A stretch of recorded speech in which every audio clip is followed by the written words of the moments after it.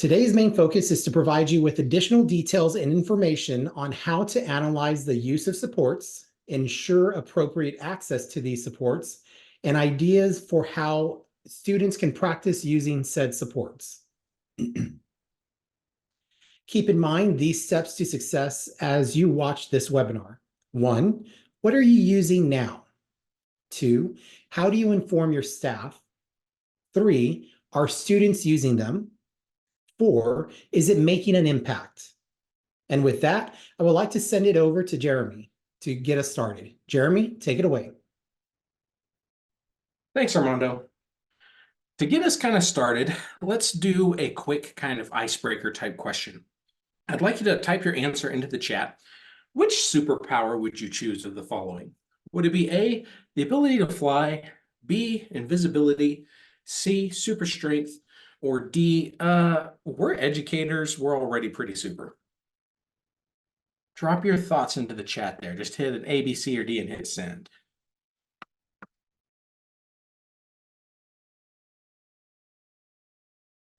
I see some B's, several D's, a couple of A's. I like that thought, make flying free, because flying ain't cheap.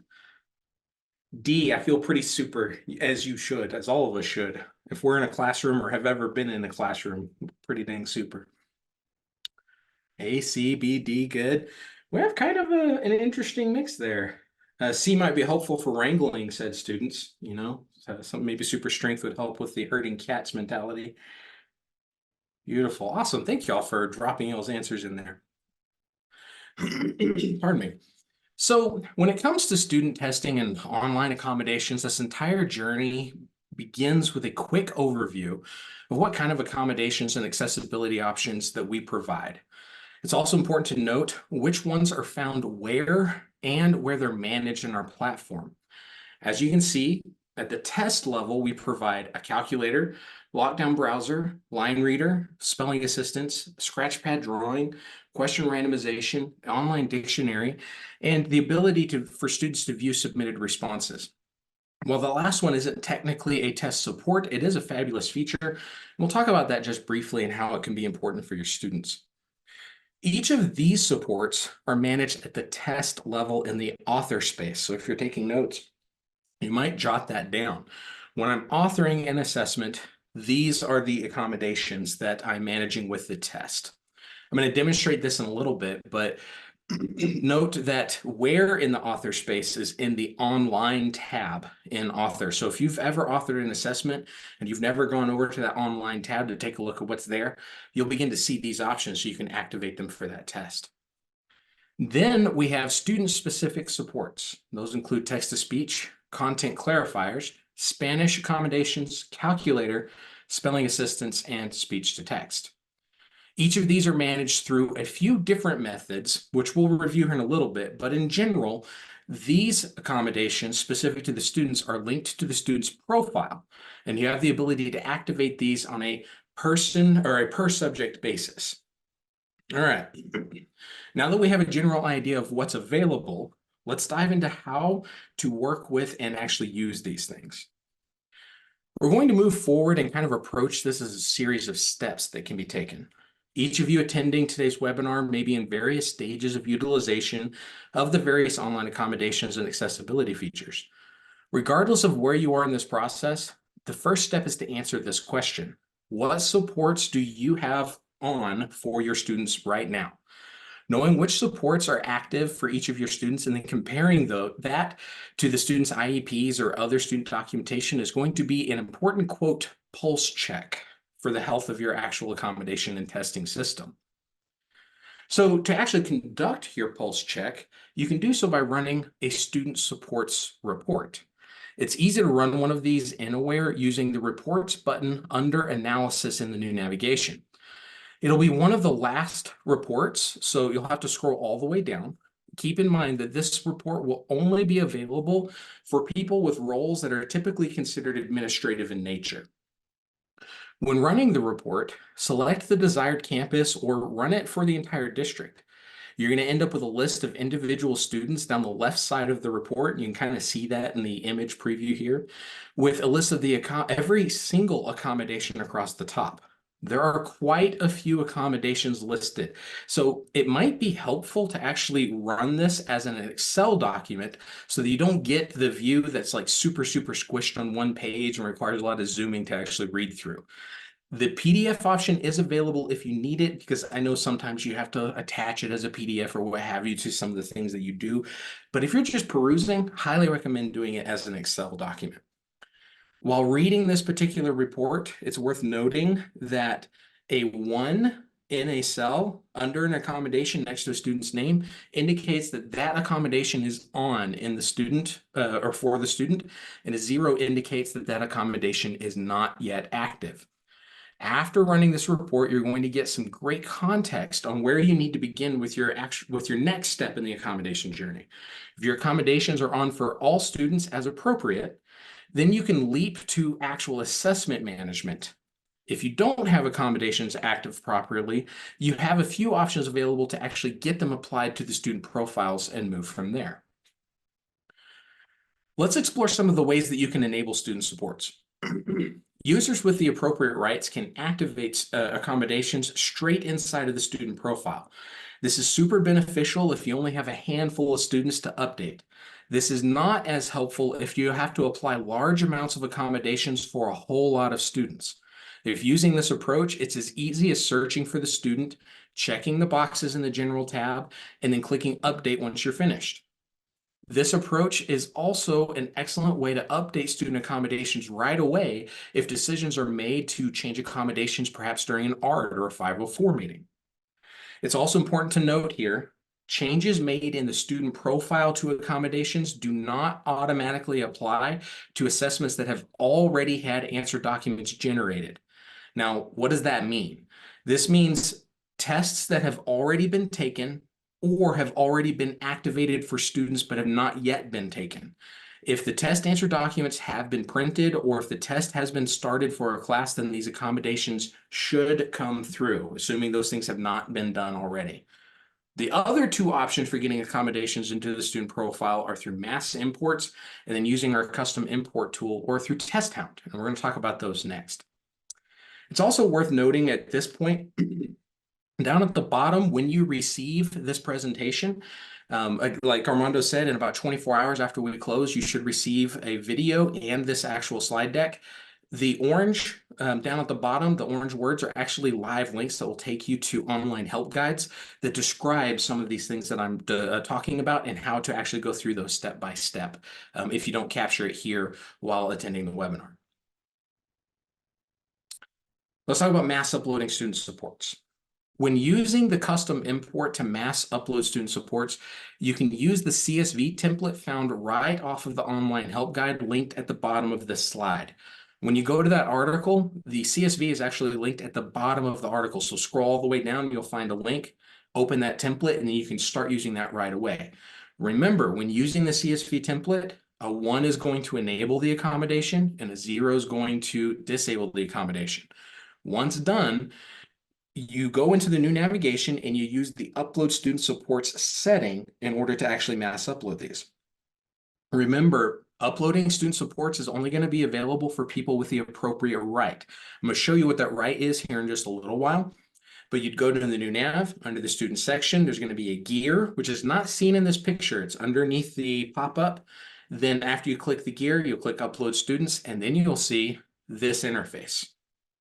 This is an example of the screen for uploading the mass upload in the UI. Here you can upload either the custom file that we discussed on the previous slide, or you can upload an export from TestHound. We've provided a setting on this screen that's also important to note. You'll see it next to the upload button. It says, do not override blanks in the file and set to 0. You'll notice that checkbox, and checking that box will allow the import, but it will not override blanks in the file, but it does not apply to the TestHound import. That checkbox is really handy when doing import, like mass imports for a particular accessibility or accommodation, so that you can list in the document every single kid that needs an accommodation, and then go ahead and hit 1 for every single kid in that column, and then upload that accommodation. I kind of hope that makes sense, but feel free to reach out to customer success if you need any more questions, or check out the article linked at the bottom of the slide. All right, so we've talked a little bit about how to manage the student supports. Let's talk for a moment about a logistical step that should be taken into account when managing accommodations for large groups of students. It's typically a good practice to schedule some time on a calendar to go in and make sure accommodations are updated as the year progresses. You likely have an assessment calendar for your various departments. Using these calendars can be a great way to periodically remind folks to actually go in and upload the latest changes. And just a quick reminder, TestHound only provides supports for state-tested subject areas. So if you're needing to apply accommodations to non-state tested, you'll probably want to use the mass import to accommodate that as well. Student supports can also be enabled on a test-by-test basis by the teachers.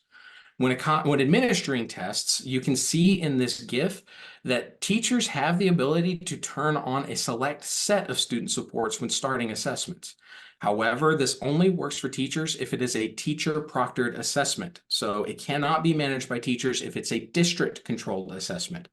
However, if doing this with a teacher-controlled assessment, it opens up a doorway for teachers to try various accommodations for students for any of the various requirements needed before an ARD. I know in some instances, teachers are required to fill out paperwork for what's been tried. How well has it worked? And then you get to actually use this and say, we've actually tried this on this assessment, and this is how the test scores changed for that student.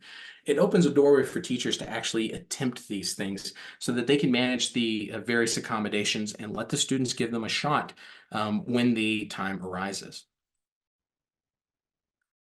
When testing, there are a number of student supports that exist without accommodations needing to be activated. These can almost be considered accommodations for all, so to speak. Here you can see there's a question guide that allows students to actually monitor their progress at a glance on questions that have been answered. There's the ability to flag questions to come back and revisit them. Flags here can be seen on the question guide itself, so that if they open the guide, they can be like, oh yeah, I flagged number 3, I should go back to number 3. There's various color overlay options by using that palette button at the top. There's zoom functionality. There's the ability to cross out or eliminate answer choices with the, looks like a minus sign that's circled on the right side. You have highlighting on classic item types, such as multiple choice or multi-select. It's worth noting highlighting does not yet work for the technology enhanced items. There's a notepad and a visual check for question completion across the bottom. As they progress, it'll check whether the question's been finished. Teachers can actually begin working with students when proctoring assessments within Eduphoria's online testing platform on any of the features on this slide beginning today. There'd be zero logistics for you to actually start activating these or making sure they're linked to the profile. Any student can use these. So this would be a great starting point if you're a little behind the curve in making sure that accommodations are activated for students. Here's an example of the toolbar that the students see when testing online. Note that there are a few features on this toolbar that have to be activated either at the test level or at the student profile for the accommodation to appear. You can see the calculator, of which we actually have 4 versions, all powered by Desmos, from the simple 4-function calculator all the way to a full graphing calculator. There's that color overlay button that looks like a palette. There's the text-to-speech options for pausing, playing, stopping, and controlling the voice speed. You have Zoom functionality. You have our dictionary, which is powered by Oxford Languages, and then the Scratchpad. The Scratchpad is relatively new as a tool and allows students to do a variety of things, just like the Scratchpad or whatever I don't quite remember what the tool is called in Cambium, but it's a similar tool in Cambium's online platform where you can get transparency options to create overlays so you can sketch on top of an image, or you can go fully translucent and then add grid lines for graphing and do operational functions such as that. Overall, the Scratchpad is a very powerful tool. I highly encourage you exploring that one if you haven't already. That one's turned on at the test level, and most test types would benefit from having that. So where do you activate the test level accessibility features? When in the author space, head to that online tab I mentioned earlier. In that tab, you'll see options to activate specific accommodations per test. Some of them are set for all students, such as the scratch pad. Others are dependent upon the student profile settings. Here you can turn on the calculator, spelling assistance, question randomization, the lockdown browser, the line reader, and even the ability for students to review their submitted responses. While that last feature isn't an accessibility feature, as I mentioned before, it's worth pointing out in case you weren't aware of it being a thing. You can turn it on, select actually a date window for students to review their answers, and then let students see their responses and which questions they got correct after they've submitted. The beauty of activating the window or using the window for that is most teachers and even test administrators in general, they want all students to completed the test before they let students review their responses. So by using that window, even if the test window closes, you can have a separate window for reviewing that is managed separately from the actual window of opportunity to take the test. Okay, that was a whole lot. And that's actually just the end of step one. We've looked at how to determine if your students have accommodations activated for them in their profiles.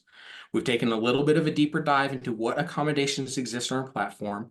Now it's on to step two. How do you let your staff know about the supports and how to use them? We're going to take a little bit of time to talk about some of the logistics and the importance of ensuring that you have a plan of action to take to take what you've actually learned today and then help your staff know what's actually available to them. So we've run that report, the student support report. You've become at least a little familiar with the supports. What's that next step? That next step is to actually take what you learned from the report and enable students' accommodations and match their student documentation. We need to actually go back and ask ourselves, what does their 504 and SPED documentation say should be activated? When, how, and who is going to assign those accommodations? How are we going to inform our teachers, and how are we going to go about activating student supports if they aren't already activated? Assigning accommodations is potentially a multi-step process. And if you have the personnel and resources, think about ways that you can divide and conquer the tasks. Talk about each of these questions a little more in depth with your staff members. Knowing what accommodations are needed is only the first step. You got to create an executive plan to ensure that students have the ability to actually use the accommodations assigned to them. In this time of year, timing is critically important. There are a lot of you that are probably already planning or are right at the cusp of doing district benchmarks. District benchmarks are a perfect opportunity to let kids practice using their accommodations. So with these discussion questions, when you're having conversations with your staff members on the logistics of executing these plans, who's going to be responsible for ensuring that those accommodations are active? I have a little screen grab of the right that allows a person to manage those accommodations. It's called the Manage Student Supports. If you're one of those users that can manage rights for other users, identify a few key personnel that can help you do this. Maybe it's campus principals, maybe it's some sort of specialist support personnel, instructional coaches, whoever you know that can handle the job. You can turn this right on for that person and they can help you manage these student supports. Who's going to communicate what's going on with the teachers as far as plans, rollout objectives? Who's going to be in charge of making sure the kids know what's going on? Who's going to manage the support settings in the assessments themselves? It's not enough just to turn them on for the kids.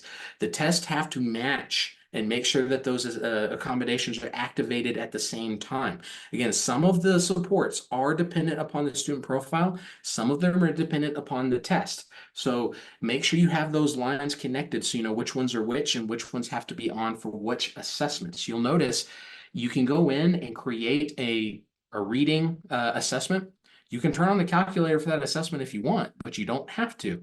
So take a look at each test and figure out which accommodations need to be set and who's going to manage doing that in the assessments. When does all of this actually need to be accomplished? A timeline is absolutely critical when managing something to this degree. You know when your upcoming benchmarks might be if you're giving them. You know when the STAAR tests are definitely going to be. So when can and how should we set a timeline to make sure all of this is accomplished? Discuss that with those people. And then how are students going to get the chance to actually experience or practice with these accommodations?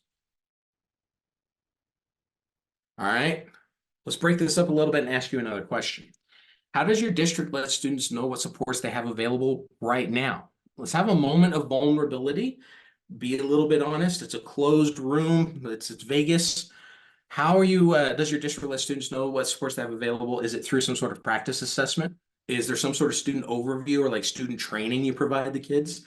Do you let students read student help articles? Or do we just cross our fingers and hope the students find them? Type your answer into the chat. Give me an A, B, C, or D. I see a bunch of A's coming in. More A's. Good. Practice assessments seem to be pretty common so far. Very good. A few more A's. Awesome. Good. Practice assessments are definitely a very good practice so that kids can experience what's going on before they get to the real deal at the end of the year. Was anybody potentially surprised that we have student help articles? You've probably seen some of the help articles for yourself, but did you know we have one specifically geared for students? Once you get this slideshow, this link right here will take you straight to those, and I'll show you just real quick what those look like. There are just a small selection of articles for students, so it's a little less complicated and complex. If you've ever been in our online Zendesk help support area looking for articles, there's a lot to fish through. For students, we've got it narrowed down to these are the things that you need to know. And here's the stuff for online support features. You can click straight to the one that you want to go to, calculators, content clarifiers, speech to text, text to speech, spelling assistance, what have you.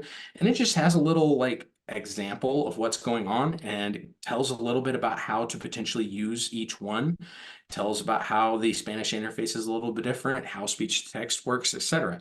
So once you get this, if you need to, maybe find a way to incorporate either the support articles themselves or find a way to pull the information out and deliver that information to the students in a way that you think is appropriate for your kids. Okay, so we finished step 2. We've talked about where to start. We've talked about running that report. We've become a little bit familiar with the accommodations, and we've talked about the logistics involved with creating and executing a plan. Now on for step 3. We need to talk a little bit about accommodation analysis. This is more than just looking over the data. It's deeper. It's a deep dive. It's creating and looking at and sharing data views that provide some insight into the student's use of the accommodations. Quick Views has options for you to pull in data fields to look at some metrics for the various accommodations on an assessment. We don't have every accessibility feature linked in there just yet, but there are enough that you can get a pretty solid idea on who's using spelling usage, who's using text-to-speech, content clarifiers, the calculator, speech to text within your data views. I'm going to show you how to build one of these views, and then more than that, I'm going to show you how to share it once you've created it, so it can be used as a template, potentially as a quick view for your entire district. Now, I'm using a demo site for this, so the data in here is not going to actually show real usage. It's all going to populate with zeros, but the process is the same. So your first step when you come into the new navigation, you go to Quick Views. I'll go ahead and collapse that just for space. Select your assessment. And then I think starting with the individual student responses is probably the next best step. Apply. And then go to the individual student list. From here, click the Edit button, and then go to the Columns tab. And then you'll notice Online Administration is an expandable folder. And then you can pull in all of the fields that we have available. Spelling usage, speech to text, content clarifiers, calculator. Sorry, text to speech, then speech to text. I said those backwards. And then update. And like I said, this is a demo site, so you're going to see a bunch of zeros here, but you'll start to see how often were each of those accommodations used by each student for this particular assessment. Here's your template. Now that I've created this, I can now save it by coming up to the top and clicking Save. My view has been saved. Okay, there we go. And then I can come in and edit again, and now I'm going to rename it. And I'm going to just something easy, accommodation template. You name it something, different for yourself and your own district usage. I'm going to hit save. Now that it's saved and I know what I've called it, I can actually come back over here. I'm going to hit refresh and I can go to the data views bank. And here it is, the accommodation template that I've just made. Right now, it's just a saved personal view. No one else can see this but me. I can actually favorite this if I would like. And now that I've favorited this in the overview, I now have the accommodation template that I just made, and I can access this straight away. And I can go ahead and go straight to that data view, and then I can edit and go change the test if I want and start applying any of the other tests that I need to start getting that information about the accommodations for those particular exams. Let's take that one away. There we go. Well, I'll just say cancel. There we go. Aside from that, I can also, now that I'm in here and I have it saved, I can actually hit the share button. And again, sharing is a rights-based activity. I can actually share this as various types of quick views. If I'm a principal, maybe it's a quick view for my campus. If I just want it to be a personal quick view, I can do a my quick view, or I can share with the entire district. Hit submit, and then it should populate. I will go ahead and mention right now, quick views, if you are the creator, the quick view will pop up immediately. If you are not the creator, the quick view template, it'll pop up in the quick view drop down, but it'll take about an hour to pop up. So it takes a little bit of time. So just keep that in mind. It's not usually immediate, but it will get there. But because I'm the one that made it, I picked this test earlier. Now I'm going to pick the STA example, and then notice my asterisk accommodation template is here as a district quick view. I can click that, apply it, and go straight away with that same template on any test that I choose. If I share it as a district quick view, your teachers, your principals, any of your staff members can go straight away and see what is your accommodation usage. This is a fantastic way for you to actually get a good sense of, do my people know, or provide them the tools to help them know which accommodations are being used and how frequently and by which students, and then respond.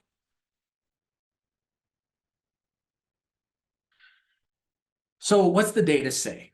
It's worth pointing out that you can do this kind of analysis on more than one assessment at a time. In quick views, after you've actually used keywords or filters and you've found, you can actually select multiple tests at a time. Each test gets listed on the right side of the quick view pane side by side. And if you actually clear your filters and go back to find another assessment, that right pane will actually save which test you've selected. I can reset the filters up at the top and then go find another test and keep adding them side by side. And then I can get a side-to-side view of each assessment and the accommodations for those assessments and see, are my students' usage of assessments changing over time? Is student A using text-to-speech more frequently with every single test now that they're more familiar with it, or now that I'm monitoring it a little differently? Are they using the calculator more frequently with every test as time goes by? So leverage that ability as well in the quick views to load tests side by side to see how our accommodation usage changing as time moves on. But what about mastery? Student mastery has a really great way for you to sort of pull apart the data and potentially look at tests side by standard. Using the student mastery tracker, you can include any of the test types that include standards. You can use the standard view specifically to see those tests side by standard, and then get sort of a longitudinal analysis within the year for the tests that you have selected. So Access Mastery here, again, this is a premium feature only. I'll use this 5th grade math tracker. And then I am curious about the math standard 5.5a. And when I load at 5.5a, I get these two tests side by side, and I can see raw scores, and they're actually broken down by depth of knowledge. But if I want something a little more succinct, I can actually combine my DOKs together and see side by side, oh, this is how Eric is doing with this standard. And I know I turned on the accommodation for Eric here between these two assessments. And so if I load more tests here, I can see over time, are his scores changing with this standard over time to actually assist with his mastery over time? A great way that you can potentially use mastery as a tool to single out and analyze a student's use of accommodations and the impact that that's having. You can also use single test analysis, again, a premium feature, to dive into specific tests. You can really take a closer look at how student interactions from test to test may have changed as a result of implementing specific student accommodations. Single test analysis has the ability to filter student data by student access lists. So if you built a student access list, for example, that included students that had X accommodation, then I can go find the test I'm interested in, apply that student access list as a filter, and see how are students with that accommodation performing on that particular test with that accommodation active. And if I know there's a test without that accommodation active for the students, I can go back to that test, still apply the student access list, and see how are the students interacting with the test and how has it changed with those accommodations. Now, if you don't have premium yet, you may notice single test analysis in this little preview includes the image or the actual question interaction that the students have for all of the new STAAR 2.0 item types or the technology enhanced item types. So neat little point there. Okay, we've taken two major steps. The last step in our journey for utilizing student testing accommodations is to talk about content clarifiers, and we're going to separate those out individually. This accommodation is probably, it really is, the most time-consuming to actually set up and utilize on your local assessments. Every local test that you create has the potential for using content clarifiers. However, if you're strapped for time and strapped for resources, maybe you are the person that has to do all of those logistical steps we talked about earlier. You are the one that has to compare it to the documentation for 504 and SPED. You are the person that has to go in and activate it in the test. You are that person that has to do all the things. There is a way that you can get kids practice with content clarifiers, at least using the most recent STAAR test administration. On this slide, you can see that you can go in and actually get quick practice with content clarifiers by following these steps. You go to the new assessment link at the top, copy an existing assessment, select release STAAR test with items, and then drill down to the particular grade level and content that you're looking for. It's worth noting that while you see the tests for 2022 and 2023 here, only the 2023 tests include content clarifiers. But this is an excellent way for you to just go grab a quick test, and then maybe I can pare it down and get just the essential questions or just the questions covered on this particular unit I'm administering. And then I can customize it even further, maybe add some questions of my own if I'm only doing a handful of standards for that particular test. But the content clarifiers for the STAAR are in there for that 2023 administration and gives you a great way to let students practice using them without you having to build them all from scratch. Okay, we've come to the end of our journey. Let's recap some of the important pieces. We talked about running a report to see which accommodations are active with which kids. We talked about the logistical steps of reviewing what accommodations are there and how they work within our platform. We've talked a little bit about going in and mass uploading those. You can use TestHound exports. You can use the custom importer with a template from our online help guides. Ones are active, zeros are not. We've talked about activating them in the student profile on an individual student basis. We've talked about asking your staff members questions about the logistics for creating and executing a plan. We've talked about content clarifiers individually. Let's just take a quick review.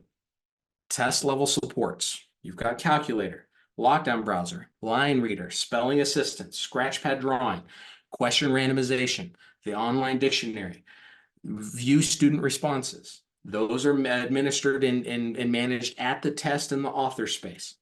Then you have student-specific supports that are managed at the student profile level. Text-to-speech, content clarifiers, Spanish accommodations, calculator, spelling assistance, speech-to-text. If you need additional help, once you get this slideshow, don't forget the orange links at the bottom of some of these slides.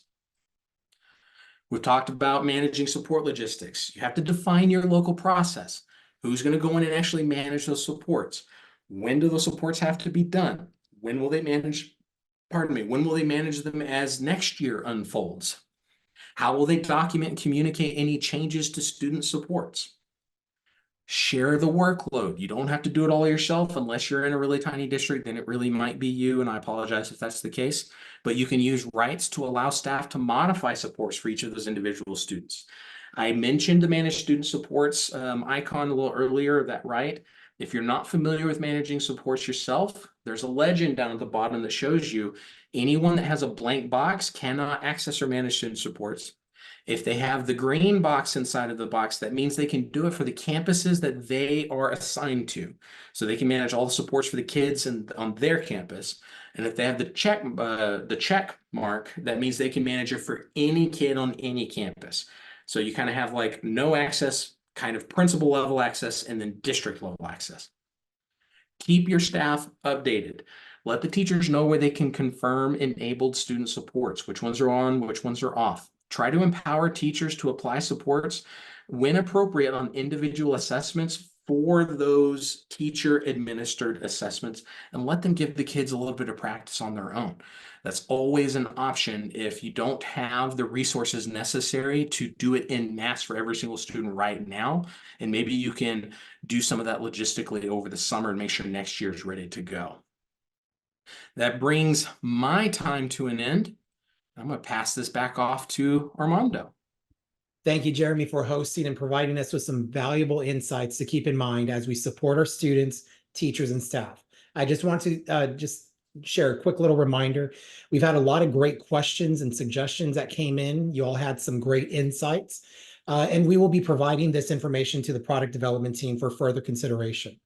Excuse me. We may reach out to you for additional details in the future. Thank you once again for all of that. If you need additional assistance on other Eduphoria topics, please email training@eduphoria.net. We have a very big announcement for you. Classic Aware will be retiring on June 30th, 2024. We just wanted to share that our teams have had many discussions with Aware users. And when we first start the discussion, they say, I still go back to Classic Aware. But after just about 3 minutes explaining new navigation, they say, I'm never going back to Classic Aware. We've had over 30 districts that have disabled Classic Aware and are currently using Aware with its new navigation. If you are interested in setting this up for your district, email support@eduphoria.net. We encourage you to explore new navigation by reviewing Aware's top 4 power moves. Don't forget, June 30th, Classic Aware will be retiring. As a reminder, Eduphoria offers tailored trainings, consulting, and other services based on your specific needs. Our professional learning and coaching team is ready to provide you with these services virtually or on site. If you would like more information, email us at sales@eduphoria.net.